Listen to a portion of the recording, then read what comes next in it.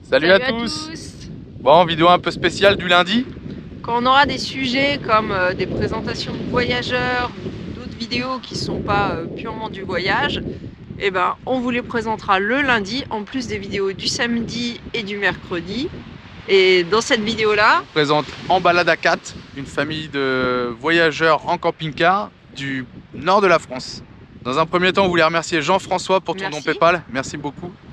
Merci à tous pour vos commentaires. D'ailleurs, n'hésitez pas à mettre des pouces et vous abonner. On a vu, il y avait combien de 40% de non-abonnés sur la chaîne. Alors si ça vous intéresse, abonnez-vous, quoi. Et on a publié la vidéo lundi dernier de M6, sauf qu'on a été recalé.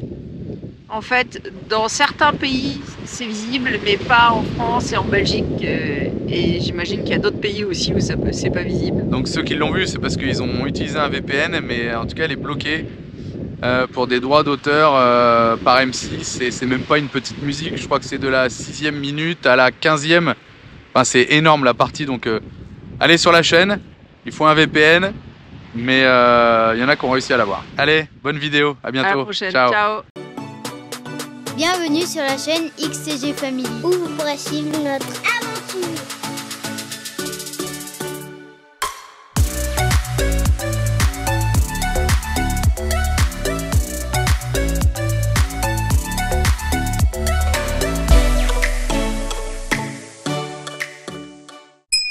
Salut, donc nous c'est En balade à 4. Et donc moi c'est Thomas C'est Lina. Emma, Jules, et Jules. Et donc là on est en camping-car pour un an normalement en Amérique du Sud. Donc c'est sur une base de Ford Transit en 2 litres 2, 140 chevaux TDCi. C'est une propulsion et pas une traction et c'est des roues jumelées, c'est ce qu'on voulait ici pour les chemins qu'on va pouvoir rencontrer. On a rajouté une barre LED par rapport aux routes qui ne peuvent pas être éclairées. On a le lit pour nous au-dessus en capucine. On a gardé à l'intérieur l'espace dinette et à l'extérieur on voit les deux fenêtres. C'est justement des lits superposés pour les enfants. En dessous on a justement le coffre où on range toutes nos affaires.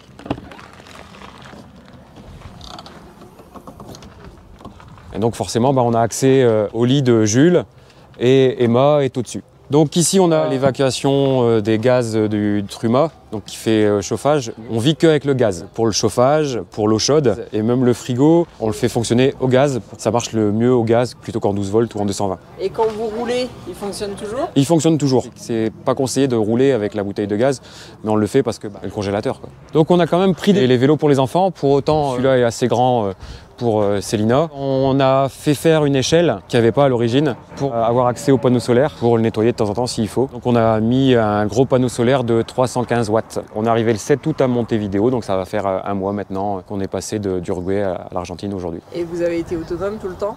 Pas tout le temps, on a fait quand même quelques spots en autonomie et puis on a fait beaucoup de camping aussi pour le début pour pouvoir s'acclimater, trouver notre rythme. L'objectif c'est justement d'être autonome quand on fera le sud. Et donc en dessous il y a une toilette classique de camping-car. Pour l'instant on utilise beaucoup de vinaigre blanc et d'huile essentielle. On essaye d'avoir le moins de produits chimiques possible. Donc sur cette partie-là, avec la porte d'entrée, ce qu'on a fait, c'est qu'on a rajouté une sécurité. On puisse fermer la porte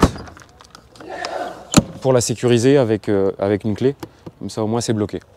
Et on a remis aussi un verrou des deux côtés. On a le Storban, qu'on utilise très peu pour l'instant. Le coffre à gaz, où il y a un peu tout dedans, puisqu'il n'y a qu'une seule bouteille, et normalement à l'origine je peux en placer deux, mais c'est deux européennes. Ici elles ne font pas les mêmes tailles, donc en fait je peux en placer qu'une, donc ça me fait du stockage aussi. La prise de quai, quand on est branché en camping sur le 220. Ce que j'ai fait, c'est que j'ai rajouté aussi des sécurités sur les fenêtres partout, avec des petites goupilles à l'intérieur. Le remplissage d'eau avec un réservoir de 120 litres et l'eau grise, c'est 100 litres. Et donc au niveau du moteur, on a 80 litres de gasoil en réservoir. Et en moyenne, je vais rouler à 100 km à l'heure, un peu moins.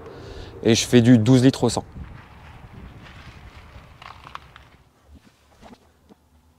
On a un lit 2 personnes en capucine à l'étage, donc Thomas et moi on dort là-haut. Ici on a une place pour manger pour 4 personnes. En dessous de cette banquette là on a nous notre réserve d'eau de 120 litres. Sous cette banquette là on a tout le système électrique, donc avec un convertisseur et une deuxième batterie. Ici on a voulu aménager cet espace là en canapé, puisque normalement c'est une table qui sert pour 2 personnes. Du coup on a abaissé la table pour transformer en canapé. Donc on a plusieurs systèmes de rangement. Donc là, on a les jouets des enfants, les activités manuelles, tout ce qui est électronique. On a la réserve de nourriture. On a également tout ce qui est livres pour les loulous, pour les parents. Et là, on a tout ce qui est école. Nous, on est passé par le CNED. Jules qui est en CP et Emma qui fait sa CM2 cette année. C'est pas évident tous les jours. Il faut qu'ils soient motivés. Quand ils sont motivés, ça se passe plutôt bien. Après, le CNED, là, à l'heure d'aujourd'hui, pour l'instant, on est en mode recul. On n'a pas tout le temps de la connexion. On va voir par la suite, à voir si c'est une bonne solution. J'avais vraiment peur qu'ils ratent des cours. Finalement, à l'heure d'aujourd'hui, faire l'école avec la route, c'est compliqué. On peut pas. Nous, on n'arrive pas à travailler en roulant. On travaille quand on peut. Il y a beaucoup de dossiers via le Wi-Fi et le Wi-Fi, on l'a pas tout le temps. Et donc, on essaye de faire tout ce qui est sur fichier essentiellement. Et vraiment, quand on a du Wi-Fi, on repart sur des choses qu'on aurait dû faire avant, puisque c'est un cursus complet sur l'année avec des semaines, avec des modules à respecter normalement. Et si tu devais respecter, ça te prendrait combien de temps par jour, tu penses? Normalement, c'est une base de 6 heures par jour.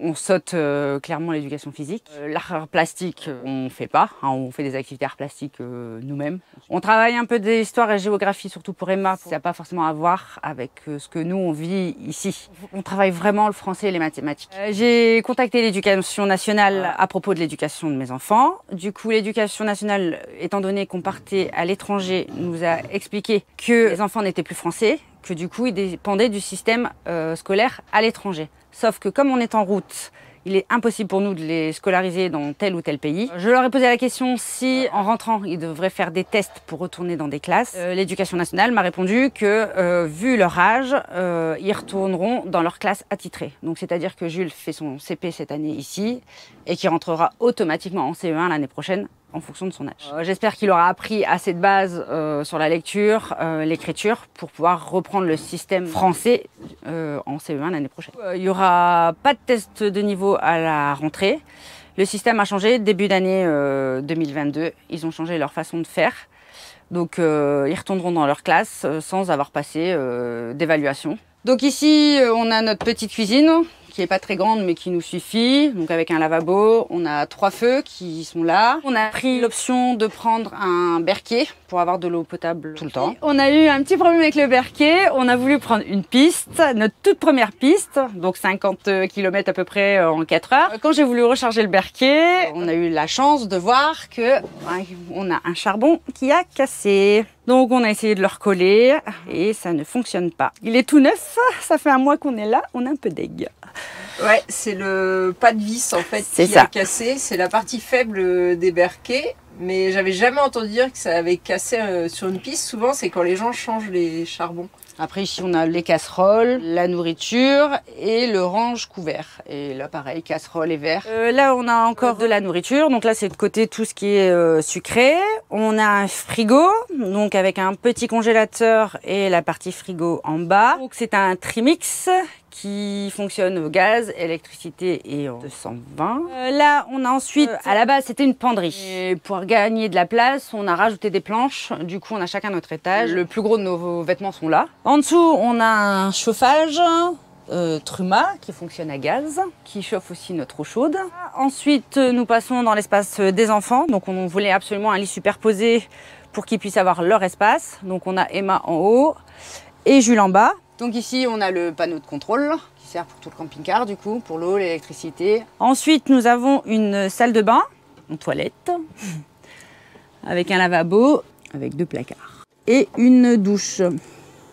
Et une machine à laver. Indispensable. Tout à fait, surtout avec des enfants. Donc on a fait le choix d'enlever le miroir qui était là pour pendre le linge quand on roule et qu'il n'est pas encore sec. Donc nous, on est passé par Wave Logistics. On est parti d'Anvers jusque Montevideo. Anvers, pour nous, c'est juste à 1 heure de la maison. Donc on l'a déposé sur une journée et puis on est rentré. Ça s'est super bien passé. Au début, on avait fait des devis avec Seabridge. Finalement, on est passé par Wave. Niveau tarif, c'était équivalent. Sauf que c'était plus facile pour nous puisqu'ils sont francophones. Ça nous a coûté environ 5 000 € tout compris pour le camping-car, puisque c'est en Roro, on ne pouvait pas le mettre en conteneur évidemment. On n'a pas eu de soucis. Il est arrivé juste un jour en retard, mais ce qui était déjà annoncé dès le départ, qu'il y aurait toujours du retard. Pas de casse, pas de vol, ça s'est super bien passé, que ce soit avec l'administratif de Wave ou là-bas quand on l'a récupéré. Ça a été très rapide. Ils nous ont aidés pour rentrer dans le port. On avait quelqu'un avec nous. Tout s'est bien passé. Au début, on voulait fermer ici pour éviter que justement il y ait des vols et tout ça. Et puis finalement, on l'a laissé ouvert parce qu'on avait lu sur Internet que justement le fait de fermer pouvait dire aux marins il y aura des choses de valeur, donc de casser. Pour l'instant, tout va bien. Ici, on est accueillis à bras ouverts.